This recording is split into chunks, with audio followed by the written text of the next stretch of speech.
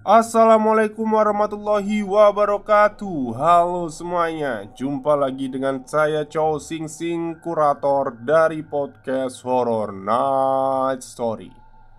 Halo, apa kabar semuanya? Semoga kalian semua sehat-sehat ya. Dan seperti biasanya, pada siang hari ini saya kembali dan akan menghadirkan sebuah kisah mistis untuk kalian semua. Kisah mistis kali ini saya datangkan dari treat horornya Black ID yang menceritakan bukan sebuah ya, ya sebuah jalan yang ternyata jalan itu dikuasai sesosok makhluk halus. Oke, daripada kita berlama-lama, mari kita simak ceritanya. Hati-hati kalau ketemu sama sosok kakek yang menggowes sepedanya di area hutan sekitar Jawa Barat. Biasanya dekat-dekat atau setelah maghrib, tepat di angka jam 6-an lah. Karena yang mendahului dia bakal ketemu lagi dengannya di depan. Dan terus berlanjut kayak gitu sampai lo tersesat dan jauh dari tempat tujuan lo. Tersesat sampai matahari kembali terbit kalau lo beruntung. Kalau enggak ya bisa berminggu-minggu lo ada di hutan atau bahkan bisa mati di hutan itu. Hai, selamat malam semuanya. Gue mau ceritain soal kisah kakek goes yang katanya meneror beberapa orang di sekitar hutan daerah Jawa Barat. Ada beberapa narasumber yang ingin speak up soal kisah ini. Mereka yang kena teror kakek goes ini. Oke, sosok kakek goes dengan sepeda tuanya yang seringkali diperbincangkan berada di daerah hutan sekitar Jawa Barat. Gue berasal dari provinsi yang sama, tapi belum pernah tuh gue ngalamin teror yang sama seperti para narasumber kita ini.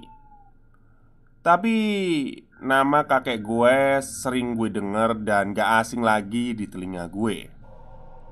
Informasi yang beredar, kakek goes ini paling tidak mau didahului oleh siapapun saat dia sedang mengayuh sepedanya. Karena dia merasa daerah yang dia lalui adalah wilayahnya sendiri. Narasumber kita tidak mau memberitahu dan menginformasikan dengan gamblang daerah atau tempat pastinya. Jadi, buat teman-teman yang membaca cerita ini atau mendengarkan kisah ini yang familiar atau bahkan tahu dengan tempat kejadiannya, tolong dirahasiakan ya. Jujur li, gue merinding banget setelah mendengar keseluruhan cerita dari mereka yang diteror. Oke, gue bakal mulai cerita dari kejadian yang menimpa narasumber pertama kita. Sebut saja namanya Ucup, pria berumur 35 tahun yang bekerja di warung kecil pinggir jalan. Warungnya tak jauh dari lokasi hutan lebat dan sungai yang suara derasnya terdengar sampai ke warung kecil miliknya. Seperti biasa, tiap pagi Ucup berangkat dari rumahnya menuju warung untuk menyiapkan barang dagangannya, seperti air mineral, snack, dan lain-lain. Namun, di sore harinya adalah sore tersial menurutnya. Lebih tepatnya adalah sore terakhir dia melewati daerah itu. Waktu itu sekitar pukul 5 sorean mungkin. Tiba-tiba saja barang dagangan Ucup laris semuanya. Tidak seperti biasanya. Ada sekitar 4-6 mobil yang berhenti di warungnya dan nyaris memborong seisi dagangan yang ada di warung kecil itu. Jalanan memang biasanya sepi dan hanya ada beberapa pembeli ke warung Ucup. Namun, jalan utama menuju ke tempat wisata ditutup karena ada perbaikan. sehingga semua kendaraan mencari jalan pintas dan salah satunya ke jalan tempat warung kecil Ucup ini. FYI, bukan warung Ucup saja yang ada di sekitar hutan lebat itu. Sekitar 6 warung kecil lainnya yang jaraknya agak berjauhan dari Ucup ada di sana.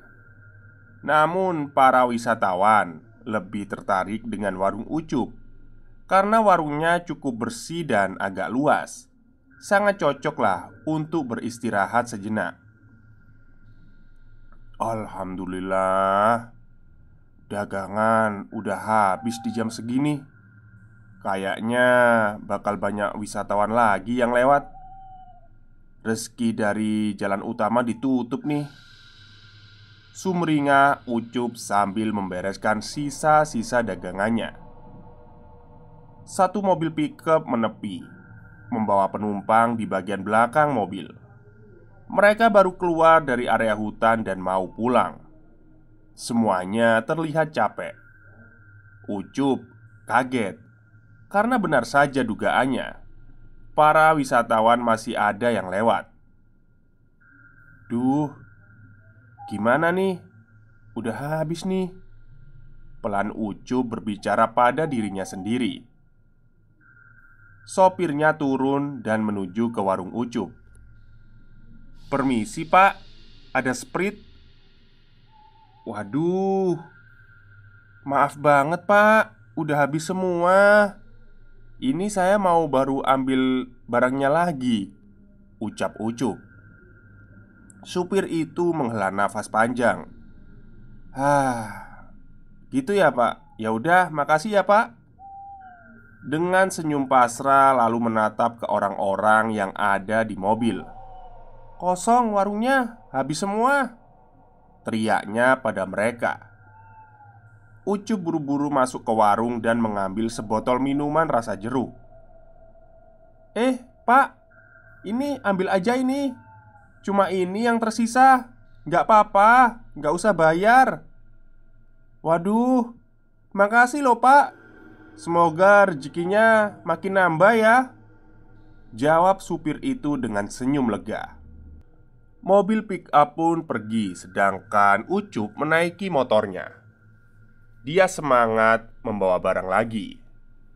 Alhamdulillah, semuanya lancar hari ini. Ucup mengendarai motornya. Jalanan sudah sepi sekarang. Waktu sekitar 6 sore kurang. Ada hal aneh yang Ucup rasakan dan gak biasa. Bulu kuduknya berdiri sepanjang perjalanan. Langit sudah agak gelap. Dia pun menyalakan lampu motornya. Alhamdulillah, kayaknya ada orang tuh. Senyum Ucup senang. Dia mempercepat laju motornya dan mendekati ke arah kakek-kakek yang sedang bersepeda, berniat untuk bertanya padanya. "Kek," sapa Ucup. Beliau tidak menoleh. Bahkan sudah beberapa kali Ucup sapa, tatapannya kosong ke arah jalanan. Baru Ucup sadar kalau kakek itu ternyata tidak berkedip dari tadi. Rasa takut Ucup semakin menggebu. Apalagi langit sudah semakin gelap. Suasana di hutan makin sepi dan sunyi. Anehnya lagi, suara goesan sepeda sangat terdengar jelas di telinga Ucup. Angin berhembus begitu dingin tajam, menerpa seluruh isi tubuh Ucup. Tanpa berpikir panjang lagi, Ucup mengegas motornya dan menyalip si kakek itu. Degup jantungnya berpacu begitu cepat. Beberapa menit kemudian, Ucup menghela nafas lega karena akhirnya bisa melewati kakek tua itu yang menurutnya aneh. "Kenapa ya bapak barusan? Bisu apa buta sih?" bisik Ucup dalam hati. Tapi dia kembali dikejutkan dengan sosok kakek bersepeda tua yang sekarang ada di hadapannya lagi dengan jarak yang agak jauh. Ucup membuka matanya lebar-lebar dan memastikan apakah penglihatannya benar atau salah. Semakin mendekat ke arah kakek itu, dia yakin kalau itu memang kakek yang sama dengan yang dia lewati tadi. Tanpa dia sadar, ada perbedaan besar. Kakek yang dia sapa tadi itu kini berlumuran darah dengan rantai sepeda karat yang ada di lehernya. Mata si kakek nyaris menonjol keluar dengan berlumuran darah yang berjatuhan di aspal. Astagfirullah! Ucup berteriak histeris. Seluruh badannya sekarang terasa lemas. Dan dia segera mengegas motornya jauh lebih kencang sekarang. Dilihat dari kaca spion, kakek itu menggowes sepedanya makin cepat dengan wajah seramnya. Ucup mengendarai motor sangat cepat sampai dia memastikan bahwa kakek tua itu tidak lagi mengikutinya. Sudah sekitar 1 jam Ucup mengendarai motornya, tapi tak sampai-sampai. Jarak yang biasanya Ucup tempuh hanya sekitar 20 menitan ke area ramai dekat rumah dan gudang pengambilan barang dagangannya. Ucup berhenti di pinggir jalan dengan nafas yang naik turun. Perasaannya makin resah. Dia segera mengecek HP-nya. Rupanya sudah jam 18.30. Ucup melotot kaget dan menatap ke langit yang sudah gelap. Ucup kembali mengecek layar HP-nya. Tidak ada jaringan di sana. Mau gimana lagi? Cobain aja terus maju sampai bisa pulang.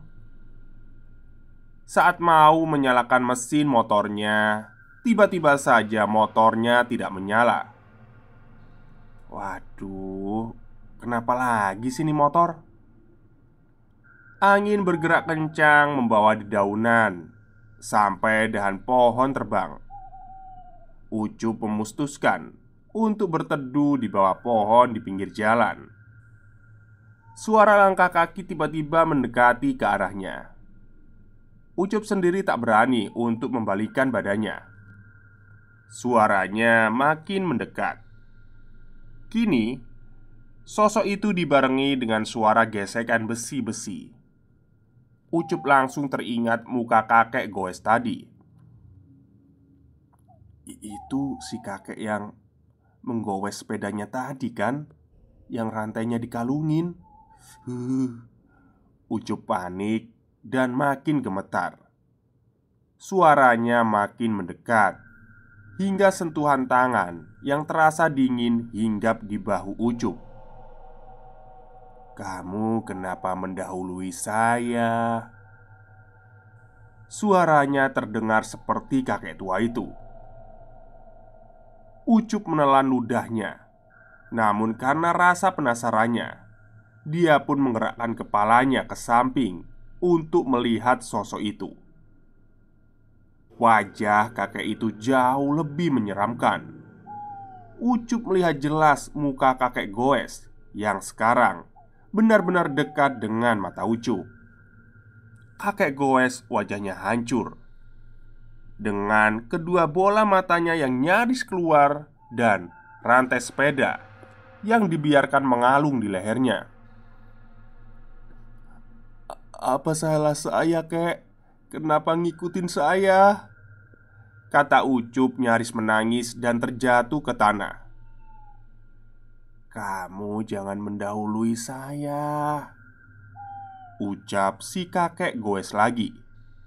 Ucup terus mundur dan akhirnya jatuh ke jurang, ke dalam hutan yang jauh lebih banyak kengerian yang mengganggunya. Ucup diteror kakek goes semalaman di dalam hutan. Ucup terus dikejar dengan suara kayuhan sepeda yang nyaris membuatnya gila. Ini di mana? Kok pohonnya besar semua?"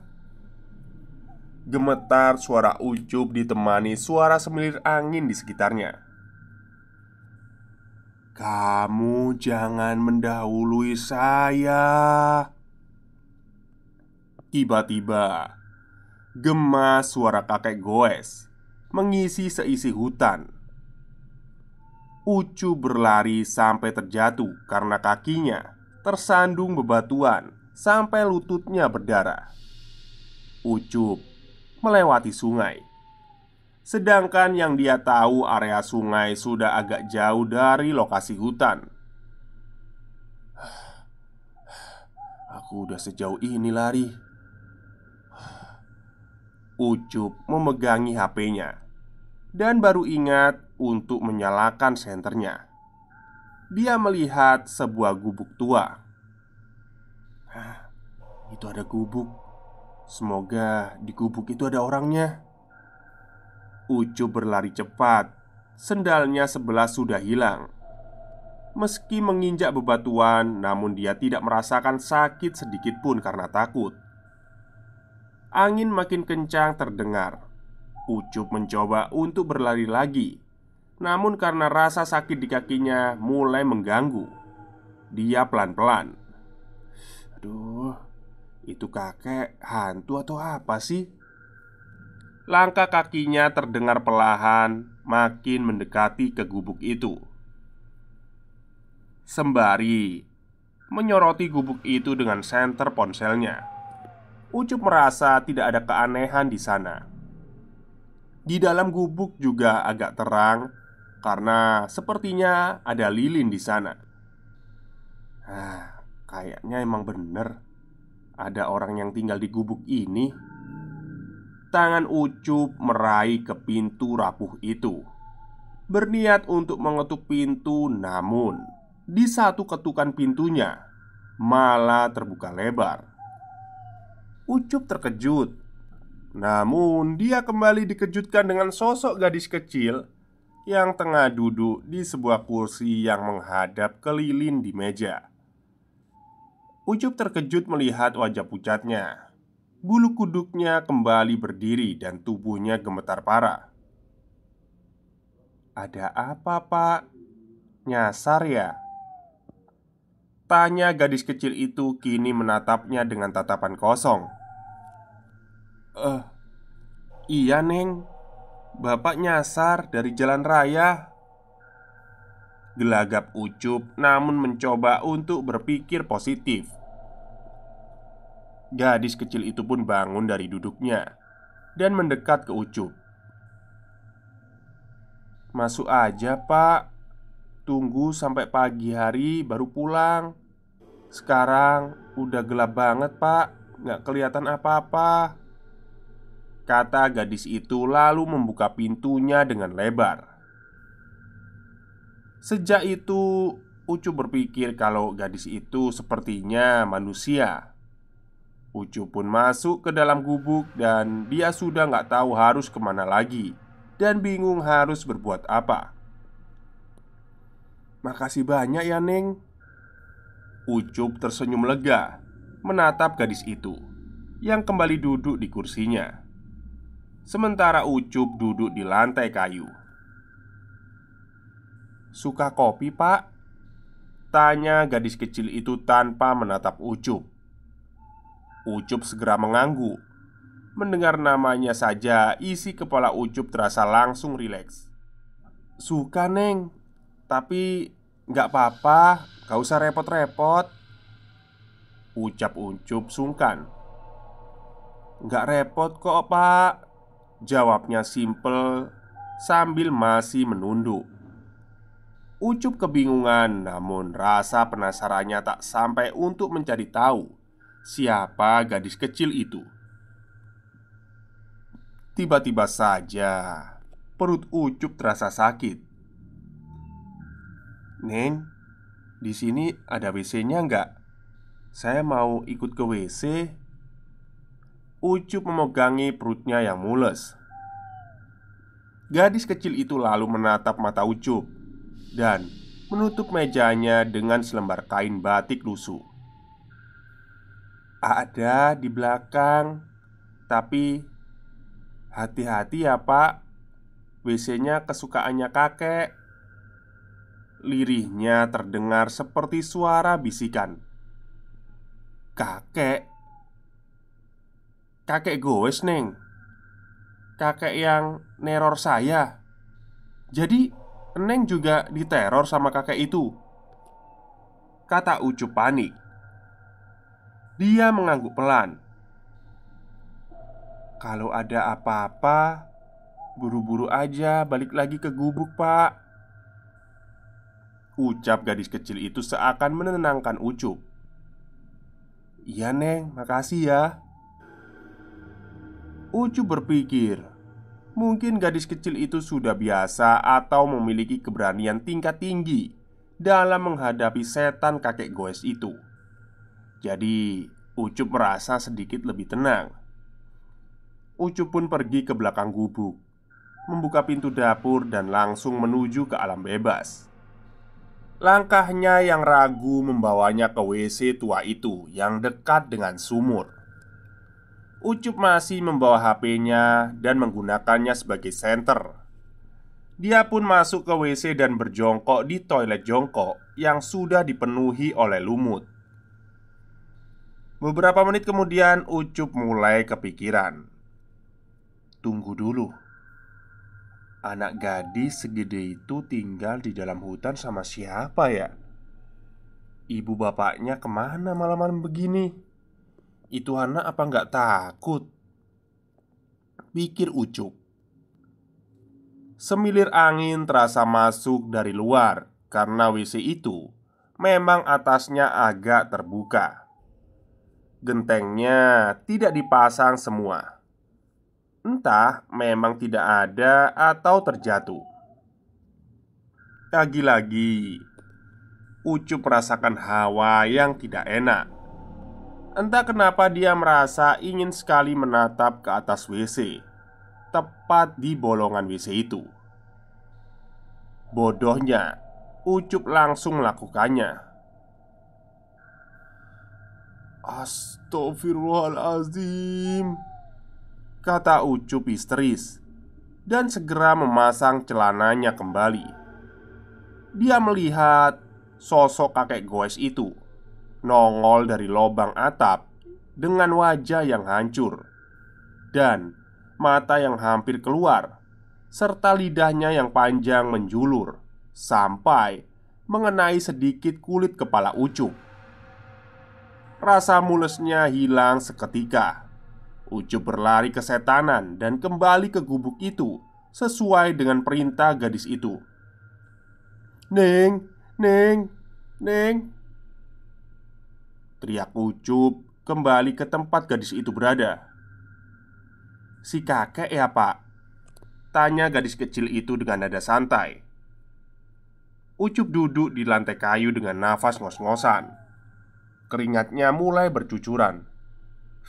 "Iya, Neng, kaget banget Bapak. Lidahnya panjang banget.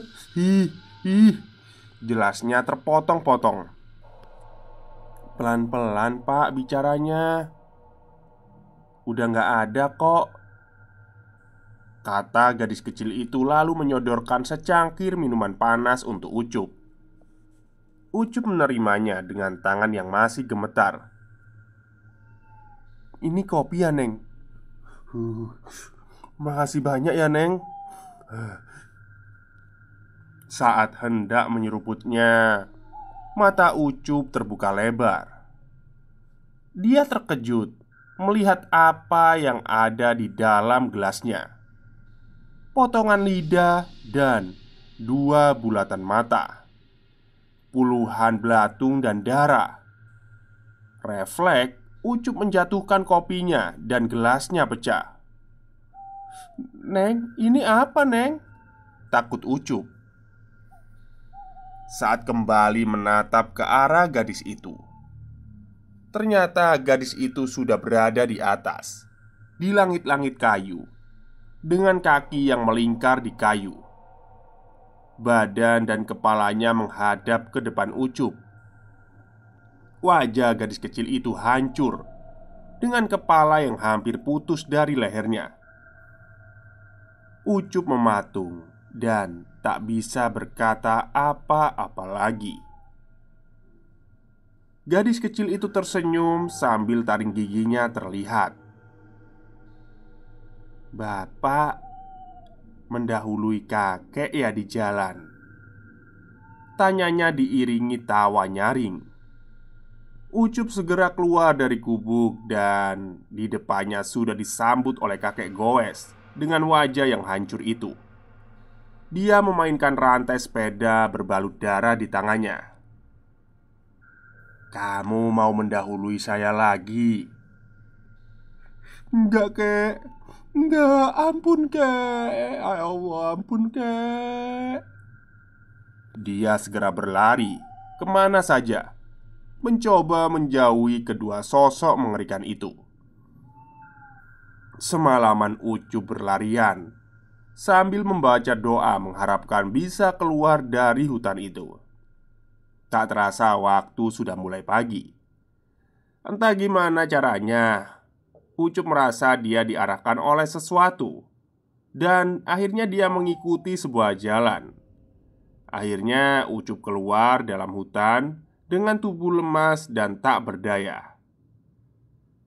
Dia duduk di pinggir jalan dengan nafas ngos-ngosan dan wajah yang pucat. Ada pengendara lain yang lewat sebelum akhirnya Ucup pingsan dan tak sadarkan diri. Setelah kejadian itu, Ucup ternyata pingsan selama 6 hari. Tak makan dan tak minum. Ucup tak berani lagi untuk melewati area hutan itu. Ya, penyesalan selalu datang akhir. Begitulah kata-kata yang selalu Ucup ucapkan setelah mengalami kejadian mengerikan itu. Selesai. Oke, itulah kisah seram, kisah nyata ya, yang dituliskan oleh akun Twitter Black ID yang menceritakan kakek goes yang ada di Jawa Barat, sekitar Jawa Barat. Sebenarnya percakapan di sini banyak menggunakan bahasa Sunda ya, tapi karena saya takut salah pengucapan, akhirnya ya udahlah pakai terjemahan saja lah ya, bahasa Indonesia yang lebih umum itu. Takutnya nanti saya salah ucap. Oke, mungkin itu saja, tapi sepertinya ini ada kelanjutannya ya, karena menurut cerita ini ada saksi-saksi lain atau korban-korban lain gitu. Oke, mungkin itu saja cerita untuk siang hari ini. Kurang lebihnya saya mohon maaf. Wassalamualaikum warahmatullahi wabarakatuh.